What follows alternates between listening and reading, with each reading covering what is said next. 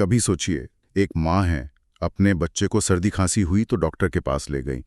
Doctor ने पर्चा लिखा, माँ ने कफ सिरप दिया। हाँ। और वो दवा ही बच्चे की मौत की वजह बन गई।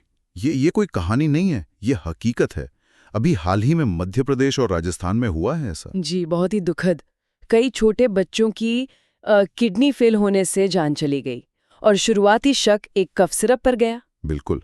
और आज हम इसी मामले की गहराई में उतरेंगे। ये जो कोल्ड ड्रिफ्ट कफ सिरप का संकट सामने आया है, हाँ, ये वही सिरप है जो असल में बच्चों के लिए ही बनाया गया था। लेकिन जब जांच हुई तो पता चला कि इसमें एक बहुत ही जहरीला, मतलब एक इंडस्ट्रियल केमिकल है, डाईएथिलीन ग्लाइकॉल, जिसे DEG कहते हैं, वो खतरनाक मात्रा में मिला हुआ था। तो चलिए आज इसी की परतें खोलते हैं, समझने की कोशिश करते हैं कि ये कोल्ड ड्रिफ्ट सिरप आखिर है क्या, ये खतरनाक DEG इसमें आया कैसे, कितना था, और ये पिछले कुछ हफ्तों में पूरा घटनाक्रम कैसे चला, क्या असर हुआ इसका। हाँ, और इसके बड़े मायने क्या हैं। शुरुआत करते हैं कोल्ड ड्रिफ्ट सिरप से। ये क्या था, कौन बनाता था इसे? देखिए, ये कोल्ड ड्रिफ्ट सिरप, इसे तमिलनाडु में एक जगह है कांचीपुरम, वहाँ की एक कंपनी है श्रीसन फार्मास्यूटिकल्स, वो बनाती थी। श्रीसन फार्मास्यूटिकल्स, अच्छा जी, और इसका इस्तेमाल होता था बच्चों में जो आम सर्दी खांसी के लक्षण होते हैं ना, जैसे नाक बह रही है, थोड़ा बुखार है, बदन दर्द है। हाँ, सामान्य फ्लू जैसे लक्षण। बिल्कुल, उन्हीं के इलाज के लिए। और इसमें जो दवाएं थीं वो भी काफी आम थी, जैसे क्लोरफेनेरामाइन, मैलेट, पैरासिटामोल, फिनाइलेफ्राइन, ये सब जो आमतौर पर सर्दी खांसी की दवाओं में होती हैं। ये तो सब जानी पहचानी दवाएं लग रही हैं। पैरासिटामोल तो बुखार के लिए आम है। तो फिर गड़बड़ कहाँ हुई? ये डाईएथिलीन ग्लाइकॉल, ये DEG क्या चीज है और दवा में कैसे? यही तो इस पूरे मामले का सबसे डरावना पहलू है। देखिए, ये जो डाईएथिलीन ग्लाइकॉल है, DEG, ये कोई दवा है ही नहीं। दवा नहीं है? ये एक सस्ता इंडस्ट्रियल सॉल्वेंट है, मतलब औद्योगिक विलायक। इसका इस्तेमाल होता है एंटी फ्रीज में, पेंट में, ब्रेक फ्लूइड में, ऐसी चीजों में। एंटी फ्रीज, पेंट, वो चीज दवा में कैसे?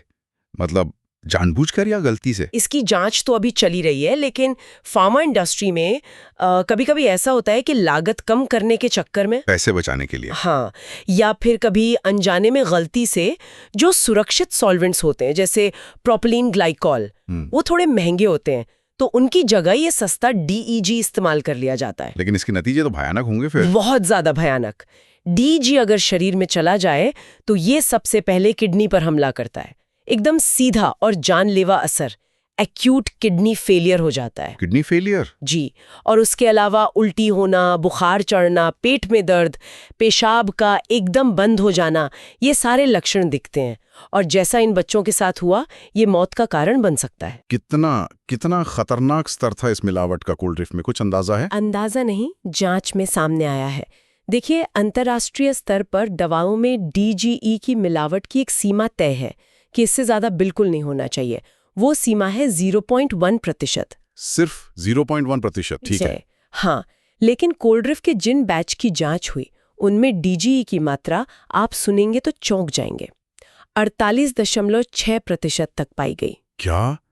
48.6%? जी हाँ। ये तो सुरक्षित सीमा से लगभग 500 गुना ज्यादा है। ये अविश्वसनीय है। ये कैसे? ये पूरा मामला खुला कैसे? शुरुआत कहाँ से हुई इसकी? इसकी पहली खबर, या कहें कि आहट, पिछले महीने यानी सितंबर 2025 में मिली। मध्य प्रदेश का एक जिला है छिंदवाड़ा। हाँ, छिंदवाड़ा। वहां से खबरें आनी शुरू हुई कि कुछ छोटे बच्चे हैं, 5 साल से कम उम्र के, उनकी अचानक से किडनी फेल हो रही हैं और मौतें हो रही हैं। शुरू में 9 बच्चों की मौत की बात पक्की हुई और शक गया कफ सिरप पर। तब कुल आंकड़ा 11 मौतों का बताया जा रहा था, जिसमें राजस्थान के भी 2 बच्चे थे। अच्छा, तो सितंबर में ये दुखद खबरें आई जी, और फिर अक्टूबर लगते ही चीजें बहुत तेजी से बदली, है ना? हाँ, बहुत तेजी से।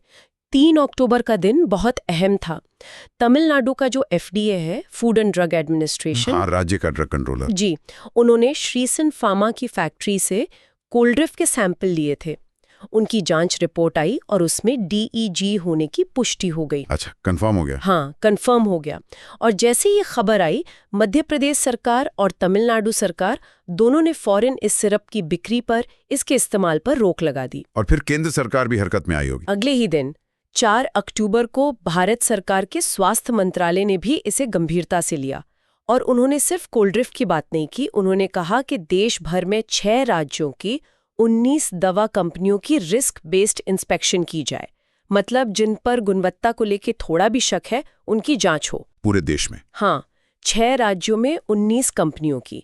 और उसी दिन 4 अक्टूबर को ही केरला ने भी कोल्ड ड्रिफ्ट पर बैन लगा दिया। लेकिन तब तक शायद मध्य प्रदेश में हालात और खराब हो चुके थे, मौतों का आंकड़ा बढ़ रहा था। हाँ बिल्कुल, 7 और 8 अक्टूबर आते आते मध्य प्रदेश में मरने वाले बच्चों की संख्या बढ़कर 14 से 21 के बीच पहुंच गई, ऐसा बताया जाने लगा।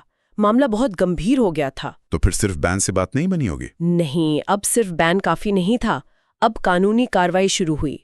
श्रीसन फार्मा कंपनी पर एफआईआर दर्ज हुई, और सिर्फ कंपनी पर नहीं, उन डॉक्टरों पर भी एफआईआर हुई जिन्होंने बच्चों को ये सिरप लेने की सलाह दी थी। डॉक्टरों पर भी? किस धारा में? आरोप थे गैर इरादतन हत्या के, मतलब culpable homicide not amounting to murder, और बच्चों की जान को जानबूझकर खतरे में डालना। और साथ ही ये भी बात सामने आई कि कंपनी का लाइसेंस परमानेंटली रद्द करने की प्रक्रिया शुरू की जाए। और कंपनी का जो मालिक था उसका क्या हुआ? उस तक भी पुलिस पहुंची।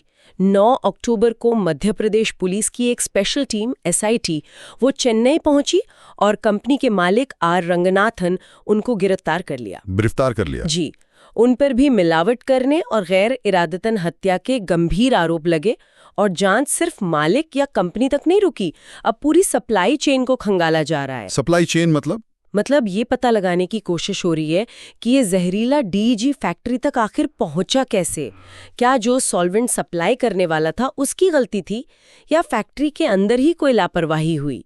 जो दवा के स्टॉकिस्ट है उनसे भी पूछताछ हो रही है। इस बीच क्या दुनिया भर से भी कोई प्रतिक्रिया आई, WHO वगैरह की? क्योंकि पहले भी ऐसे मामले हुए हैं। दुनिया में स्वास्थ्य पर नजर रखता है, उसने भारत का जो दवा नियामक सिस्टम है, मतलब ड्रग रेगुलेटरी सिस्टम, उसकी कमियों पर फिर से चिंता जताई। फिर से? मतलब पहले भी जताई थी? जी हाँ, आपको याद होगा गैम्बिया में जो त्रासदी हुई थी, या और भी देशों में। उसके बाद WHO ने भारत को चेताया था, तो उन्होंने फिर चिंता जाहिर की। और उसी दिन भारत की जो अपनी सेंट्रल ड्रग एजेंसी है CDSCO, हाँ, central drug standard control organisation, जी, उसने भी बताया कि कोल्ड ड्रिफ्ट के अलावा 2 और सिरप है, रेस्पीफ्रेश और रीलाइफ, उनमें भी शायद ये मिलावट हो सकती है। और ये जानकारी उन्होंने अंतर्राष्ट्रीय संस्थाओं को भी दी। तब तक मरने वाले बच्चों की संख्या 20 से ज्यादा हो चुकी थी। और आज हम जब ये बात कर रहे हैं 13 अक्टूबर को, आज क्या हुआ इस मामले में? आज भी कई जरूरी चीजें हुई हैं। सबसे बड़ी खबर तो ये है कि तमिलनाडु सरकार ने श्रीसन फार्मास्यूटिकल्स को परमानेंटली बंद करने का आदेश दे दिया है। पूरी तरह बंद? जी हाँ, पूरी तरह से बंद। और कंपनी का जो दवा बनाने का लाइसेंस था वो भी स्थायी रूप से रद्द कर दिया गया है, क्योंकि जांच में बहुत गंभीर उल्लंघन पाए गए नियमों के। स्थायी तालाबंदी और लाइसेंस रद्द, ये तो बहुत ही बड़ा कदम है। मतलब कंपनी में गड़बड़ियां वाकई बहुत ज्यादा थीं। निश्चित रूप से। और आज एक और चीज हुई, ईडी यानी प्रवर्तन निदेशालय। अच्छा, ईडी भी आ गई इसमें? हाँ, जो वित्तीय मामलों की जांच करती है। ईडी ने भी चेन्नई में कंपनी के दफ्तरों और कुछ अधिकारियों के घरों पर छापे मारे हैं। वो इसमें मनी लॉन्ड्रिंग का एंगल देख रहे हैं, मतलब कहीं अवैध पैसे का लेन देन तो नहीं जुड़ा इससे। मनी लॉन्ड्रिंग दवा की मिलावट में? हाँ, जांच का एक पहलू ये भी है। उधर मध्य प्रदेश में इस केस में एक डॉक्टर गिरफ्तार हुआ था, उसकी जमानत अर्जी कोर्ट ने खारिज कर दी है। और मध्य प्रदेश सरकार ने आगे ऐसी घटनाएं ना हो, इसके लिए हर जिले में district level drug monitoring unit बनाने की घोषणा की है। और इस पर राजनीति भी शुरू हो गई होगी? हाँ, वो तो होता ही है। तमिलनाडु में बीजेपी के जो प्रदेश अध्यक्ष हैं के अन्नामलाई, उन्होंने राज्य की जो मौजूदा DMK सरकार है उस पर निशाना साधा है। उनका कहना है कि पिछले 4.5 साल में श्रीसन फार्मा जैसी कंपनियों का ठीक से इंस्पेक्शन नहीं हुआ, जिसकी वजह से ये सब हुआ। जाहिर है ऐसी दुखद घटनाओं पर राजनीतिक आरोप प्रत्यारोप तो होते ही हैं, पर असल मुद्दा तो दवा की सुरक्षा का है। बिल्कुल, और ये बात वाकई सोचने वाली है कि कैसे मध्य प्रदेश के एक जिले में जो हुआ उसने न सिर्फ तमिलनाडु बल्कि पूरे देश का जो दवा बनाने का सिस्टम है, क्वालिटी कंट्रोल का सिस्टम है, रेगुलेशन का सिस्टम है, उस पर इतने गंभीर सवाल खड़े कर दिए हैं। सही कहा। और इन सारे सवालों के बीच वो परिवार हैं जिन्होंने अपने बच्चे खो दिए इस हादसे में। हाँ, ये सबसे दुखद पहलू है। अभी तक जो पक्की खबर है उसके हिसाब से मध्य प्रदेश में 22-23 बच्चों की मौत हुई है और राजस्थान में 3 बच्चों की। और ये सारे के सारे बच्चे 5 साल से भी कम उम्र के थे। 5 साल से कम? जी। छिंदवाड़ा की एक माँ है शिवानी ठाकरे, उनकी कहानी सामने आई, कैसे उन्होंने अपनी बच्ची को मामूली सर्दी खांसी के लिए ये सिरप दिया और बच्ची नहीं रही। ये सोचना भी मुश्किल है कि उन परिवारों पर क्या बीत रही होगी। और जैसा आप कह रही थी, ये पहली बार नहीं है कि भारत में बनी दवा पर डीईजी मिलावट का आरोप लगा है। नहीं, बिल्कुल नहीं। 2022 में अफ्रीकी देश है गाम्बिया, वहां भारत में बने ऐसे ही डीईजी वाले कफ सिरप से 70 बच्चों की मौत हो गई थी। 70 बच्चे जी गाम्बिया में? हाँ। फिर 2023 में डब्ल्यूएचओ ने ही एक ग्लोबल अलर्ट जारी किया था कि दुनिया भर में ऐसे जहरीले सिरप से 300 से ज्यादा बच्चों की मौतें हुई हैं। और अपने देश में ही भारत में 2019-20 में जम्मू में भी ऐसा ही हुआ था। डीईजी वाले कफ सिरप ने 12 बच्चों की जान ले ली थी। ये तो एक खतरनाक पैटर्न दिख रहा है। गाम्बिया, फिर जम्मू, अब मध्य प्रदेश, राजस्थान, बार बार एक ही तरह की लापरवाही कहूं या चूक। बिल्कुल। सवाल यही उठता है कि क्या हम कच्चा माल, खासकर ये जो सॉल्वेंट्स हैं, इनको खरीदते समय या इनकी फैक्ट्री में आने के बाद अनिवार्य जांच के स्तर पर बार बार चूक रहे हैं? क्या हमारी सप्लाई चेन की निगरानी में कमी है? ये घटनाएं सिर्फ एक कंपनी की गलती नहीं लगती, ये फार्मास्यूटिकल क्वालिटी कंट्रोल में जो प्रणालीगत खामियां हैं उनकी तरफ इशारा करती हैं। इस मामले में एक और बात आई थी शायद कि कोल्ड ड्रिफ्ट में कुछ ऐसे सॉल्ट्स भी थे जो 4 साल से कम के बच्चों के लिए पहले से ही बैन थे, 2023 के किसी आदेश के बाद। हाँ, ये भी एक बहुत गंभीर बात सामने आई है। ये दिखाता है कि जो मौजूदा नियम या सरकारी आदेश है, उनका पालन करने में भी चूक हुई है। मतलब सिर्फ दबाव बना देना काफी नहीं है।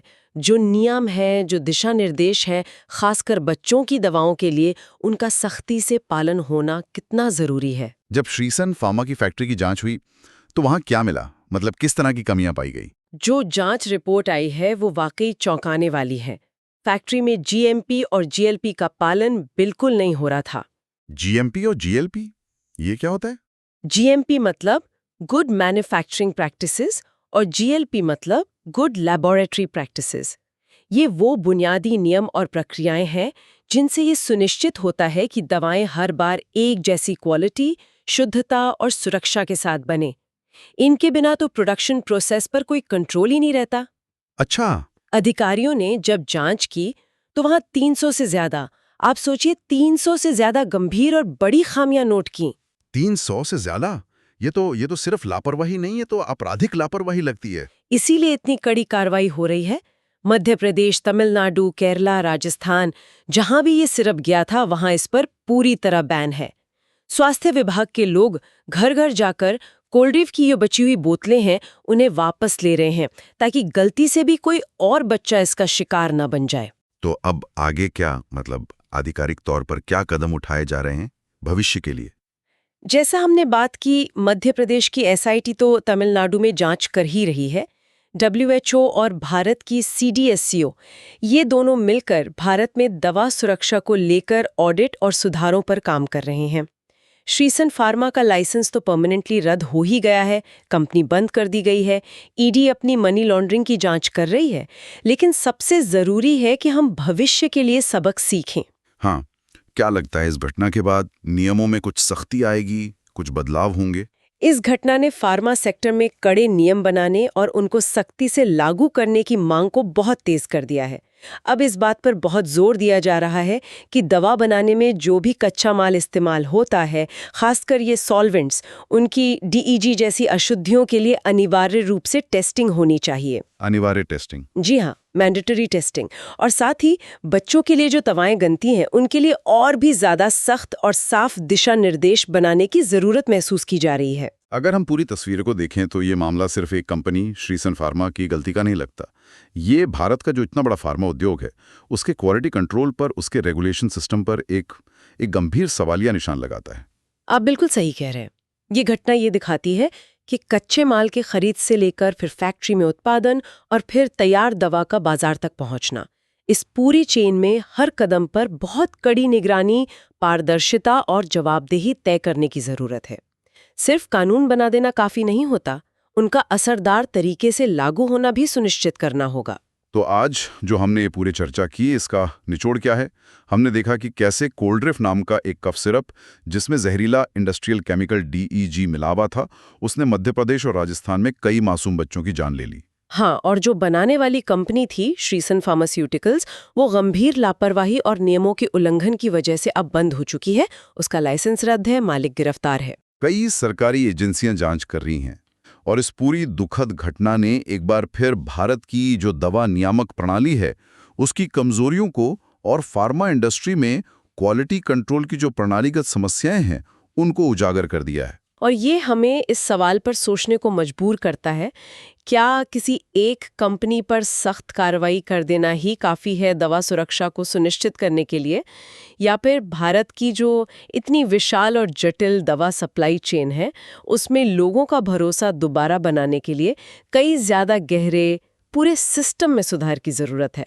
आगे बढ़ते हुए हमें ये सोचना होगा कि वो कौन से ठोस और असरदार कदम उठाए जाएं जिससे भविष्य में ऐसी दिल दहला देने वाली त्रासदियों को हम दोबारा होने से रोक सकें।